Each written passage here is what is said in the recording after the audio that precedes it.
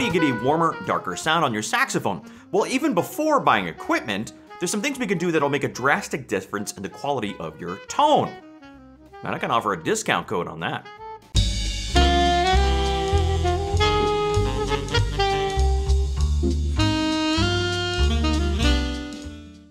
Hi, and welcome to the Saxophone Academy. I'm Dr. Wally Wallace, and if you're interested in saxophone masterclasses and product reviews, please do consider subscribing, and do hit the like button to add the ooh to your saxophone tone. Now today we're going to be talking about how to get a warmer, darker sound on saxophone like many of my heroes. And we also have a free goodie bonus. To do these demonstrations, we're going to be using an etude called Portrait of Desmond.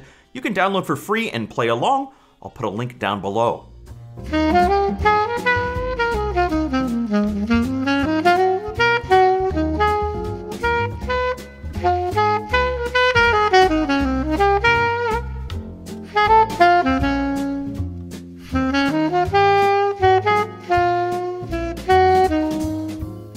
Now, my musical heart lives in the 1950s cool school sound. I adore it. It's one of my greatest musical passions in life. Players like Paul Desmond, Art Pepper, Lee Konitz, Zoot Sims, and of course Stan Getz had a sound that I think was the pinnacle of saxophonic beauty. Describing these tone qualities, however, gets tricky because we're using highly subjective terms like bright and dark, visual terms, warm and cool, temperature terms, full, thin.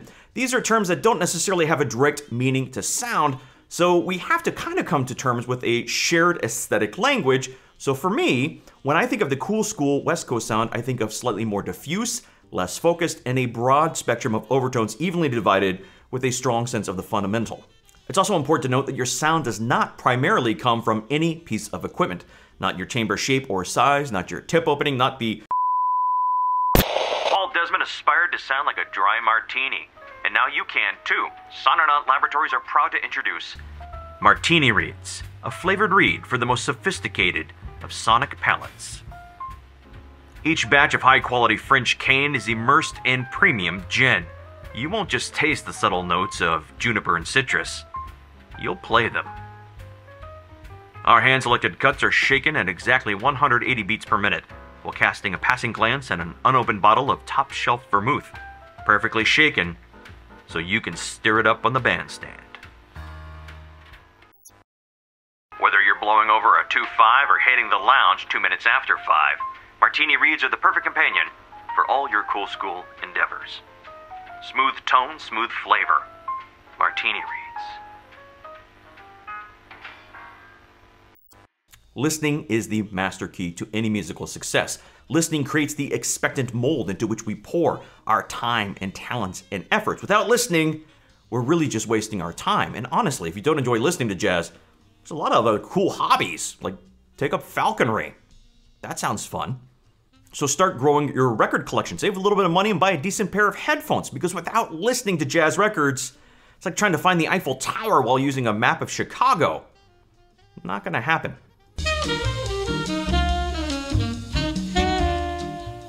Concept number 1, voicing. The easiest, quickest way and free way to change your sound is through changing your voicing, or how we shape the vowels inside our oral cavity, which has a drastic effect on sound. You can kind of liken it to a camera lens that you can bring in and out of focus, which really changes your sonic image. So perhaps the easiest way to demonstrate what voicing is and how it can change your sound, and how interconnected the vowel shape in our mouth is to our embouchure and also our throat position and shape, let's explore hee-haw. Not the American television program. Now, if you remember what that is, you should probably go ahead and take your Geritol. But saying the syllables he and ha, let's notice a couple things. First, just say he, then ha a couple times. Get comfortable doing that. Now what I want you to do is notice when you say he and then change to ha, what happens to your lips, or your embouchure, as it were? Where is your tongue position when you change? How open is your oral cavity? And finally, put a couple of fingers gently on your throat and notice your throat position. Do you feel a change inside there? And this all comes from just saying the syllable he and ha. As we change our tongue for the vowel position, so changes our embouchure and our throat position. Now, we are terrible at judging and manipulating the inside of our throats. Endoscopic cameras have proven this with nerdy academic research. So I don't want you to change your throat intentionally at all. shaping vowel sounds is very comfortable and familiar because we've been doing it since we were babies. Focus on the vowel sound, your embouchure and throat will follow suit naturally. So experiment with different vowel sounds. In general, I find he, with the higher tongue position, more closed oral position, gives a more focused, brighter sound. That term is highly subjective, of course. Ha opens up the oral cavity, and that's what I use when I'm doing the West Coast Cool School sound. A slightly more open, relaxed oral cavity, not as tight on the corners of the embouchure. I don't know what's happening in my throat. I don't want to know about it. I don't want anyone sticking an endoscopic camera down my nose to find out. But in general, he, a little bit brighter, ha, a little bit warmer. And for classical playing, I actually use the syllable ooh. Very open, corners very end, very strong and centered on the fundamental. I find that to be a very centered, dark tone quality. But for jazz, mid-century cool school, ha seems to be a very good syllable. So experiment and find what works for you.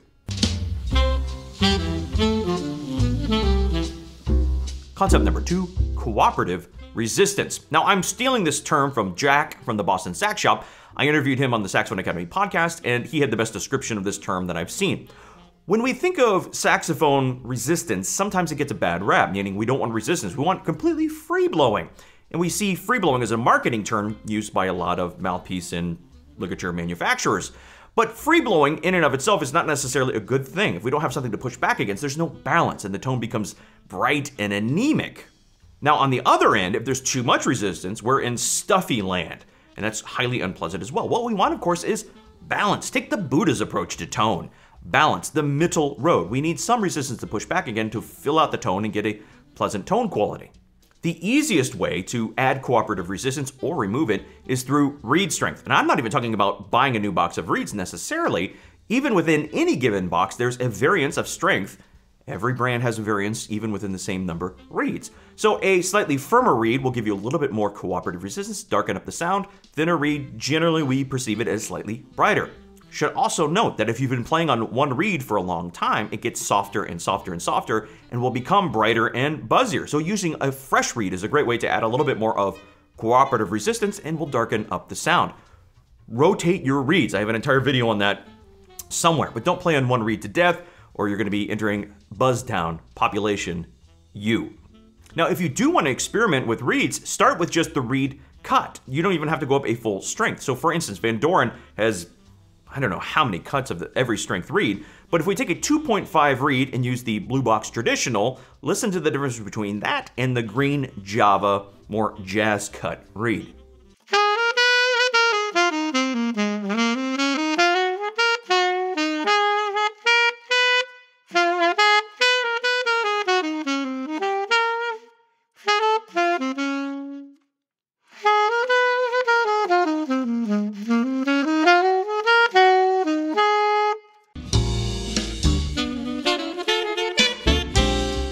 Concept number 3, fulcrum. Now, if you want to warm up your sound in less than 5 parsecs, easiest way to do that is changing the pressure on the fulcrum of the reed. As the reed goes into our mouth and hits our lip, that point becomes the fulcrum on the reed. We're not making a lever necessarily, but that fulcrum point, the amount of pressure on it, drastically changes the focus of the sound. Now, it also changes the intonation, the pitch of the sound as well, but that's a discussion for another time.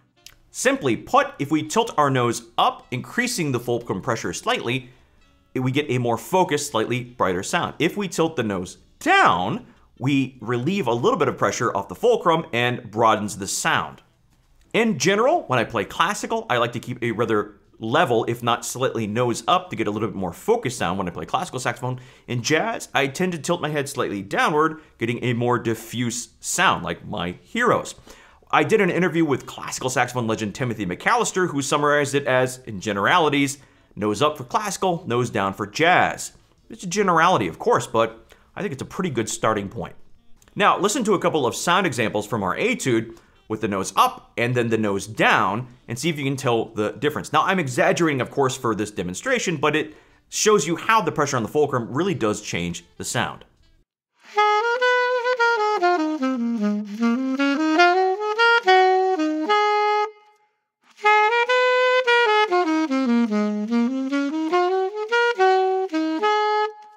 Now, my beautiful saxophone think tank, that's you guys, who do you think has a really beautiful dark Jazz tone. Many classical players have a dark tone, but in the jazz world, who do you think has the darkest tone?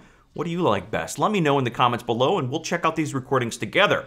I will see you next week when we dive into memorizing chord changes. We talked about memorizing melodies a couple videos again. Now we're going to talk about memorizing chord changes. I will see you then. If and only if you go practice.